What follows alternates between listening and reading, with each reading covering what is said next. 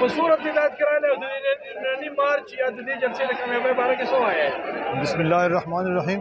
یو جهان مننه د وهان جانان صاحب او زموږ چې څومره پیپل پارټۍ ملګري دي دا ما سره راغلي دي. ملک رحمان زاده صاحب دی، دا علیزاده خان، اورنګزیب خان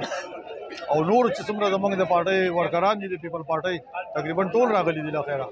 او پارټۍ جلسه او کامیابي خو دغه ده چې اوس تازه خبر پکې راته دا راغی چې د عدم اعتماد بلوم پوه شو او انشاءالله تعالی چې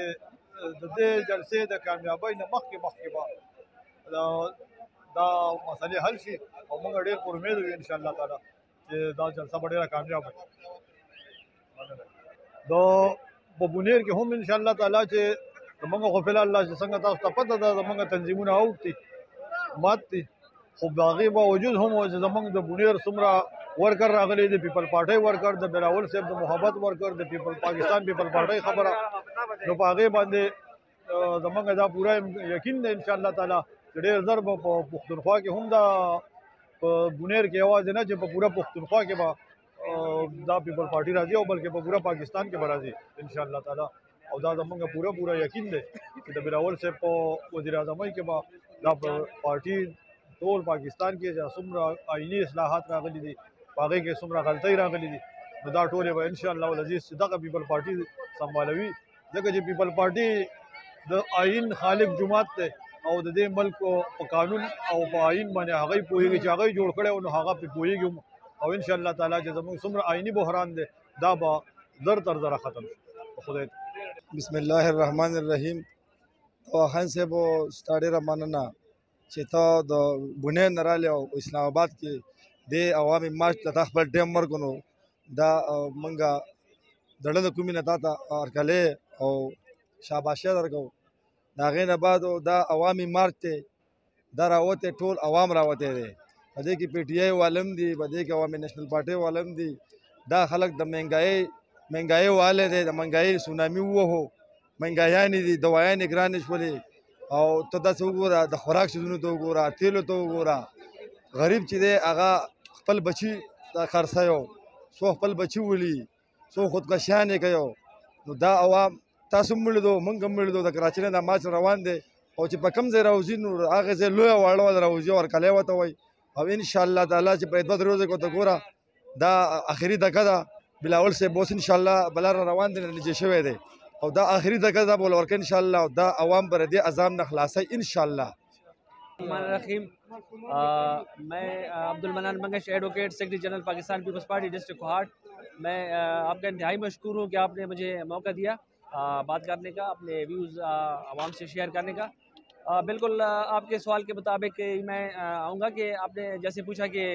چیئرمین پاکستان پیپلز پارٹی نکال دی اور یہاں لوگ آئے ہیں تو کتنے آئے ہیں اور اس کی توقع کے مطابق آئے ہیں کہ نہیں ہیں. میں اس سے پہلے آپ کو یہ بتا دینا چاہتا ہوں کہ پاکستان پیپلز پارٹی جیسے کہ دنیا کو پتہ ہے کہ وہ عوامی پارٹی ہے اور ذوالفقار علی بھٹو شہید نے جب اس کی بنیاد رکھی تو تب سے لے کے اور اپنی شہادت تک اس نے غریب عوام کی خدمت کرتے رہے اور اس ملک میں جمہوریت کو وہ مضبوط کرتے رہے. وہ سمجھتے تھے جمہوریت ہوگی تو عوام کی بہتری ہوگی اور غریب عوام کی بہتری ہوگی. پھر اس کے بعد محترمہ بینظیر بھٹو شہید نے جب علم اٹھایا، چھوٹی سی بچی تھی لیکن جب اس نے علم اٹھایا اور اس نے اسٹرگل شروع کی تو اس کے 28 سال کی اسٹرگل بھی آپ اگر دیکھ لیں تو اس میں بھی محترمہ بینظیر بھٹو نے کبھی بھی پیچھے مڑ کے نہیں دیکھا اور اس نے غریب عوام کی خدمت کی اور خدمت کرتی رہی اور اس نے اس ملک میں جمہوریت کو اور حقیقی معنوں کی جمہوریت کے لیے اس نے ہر قسم کی قربانیاں دی اور آخرکار اس نے بھی لاکھوں لوگوں کی آنکھوں کے سامنے جامع شہادت نوش کیا لیکن اس نے بھی کوئی کمپرومائز نہیں کیا عوام کی خدمت پہ اور اس ملک کی جمہوریت پہ. تو سیم ایسے چیئرمین پاکستان پیپلز پارٹی بلاول بھٹو زرداری کو اگر آپ کو اس کے سٹارٹ سے ہی دیکھ لیں، اگر اس کے شروع سے آپ دیکھ لیں تو چیئرمین صاحب نے جو ہی پالیٹکس میں قدم رکھا اور پریکٹیکل پالیٹکس سے شروع کی تو اس کے پہلے دن سے لے کے آج تک اس کی کوئی ایسی اسٹیٹمنٹ ہے ہی نہیں ہے کہ اس کی اسٹیٹمنٹ سے کوئی مخالفت کرے. اس کی اسٹیٹمنٹ سے کوئی مخالفت کر ہی نہیں سکتا. وہ بھٹو شہید کے نواسے ہیں، وہ محترمہ بینظیر بھٹو شہید کے بیٹے ہیں تو ان کی جو پرورش ہوئی ہے، ان کی جو گرومنگ ہوئی ہے تو وہ ماشاءاللہ اس کی عمر سے کئی سال بڑی ہے. سیم ایسے چیئرمین پاکستان پیپلز پارٹی بلاول بھٹو زرداری نے پہلے جو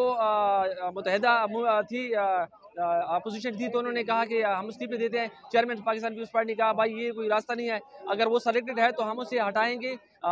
جمہوری طریقے سے. تو چیئرمین پاکستان پیپلز پارٹی کی اس بات پہ آج سارے متفق ہیں،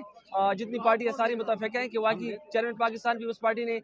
بالکل اس کا موقع بالکل صحیح تھا، اور یہ جو کال ہے یہ میں سمجھتا ہوں کہ یہ صرف چیئرمین پاکستان پیپلز پارٹی کی کال نہیں ہے، یہ پورے ملک کے غریب عوام کی کال ہے، ہر اس بندے کی کال ہے جو اس ملک کا سٹیک ہولڈر ہے، اگر خواہ اس کسی پارٹی سے بھی ہے، خواہ وہ کسی فرقے سے بھی ہے، وہ کسی مذہب سے بھی ہے، ان سب کی کال ہے، کیونکہ اگر ہم دیکھیں تو یہ 3-4 سال کے وقفے میں جو تاریخی مہنگائی ہوئی ہے یہ آپ کو پاکستان تو کیا دنیا کی تاریخ میں نہیں ملتی، اتنی شرح سے مہنگائی دنیا کی تاریخ میں آپ کو نہیں ملے گی، آپ جس چیز کو اٹھا کے دیکھ لیں اس کا بیڑا غرق ہے، اور میں سمجھتا ہوں کہ سلیکٹڈ لوگوں کا کام ہی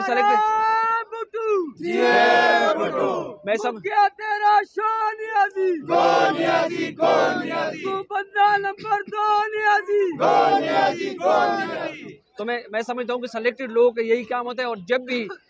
اس ملک میں سلیکٹڈ لوگوں کو لائیں گے عوام کی خواہش کے مطابق اور عوام کا ووٹ چوری ہوگا تو یہی حال ہوگا، جیسے پہلے بھی 2-4 دفعہ ہو چکا ہے اور اس دفعہ بھی دیکھا ہے، تو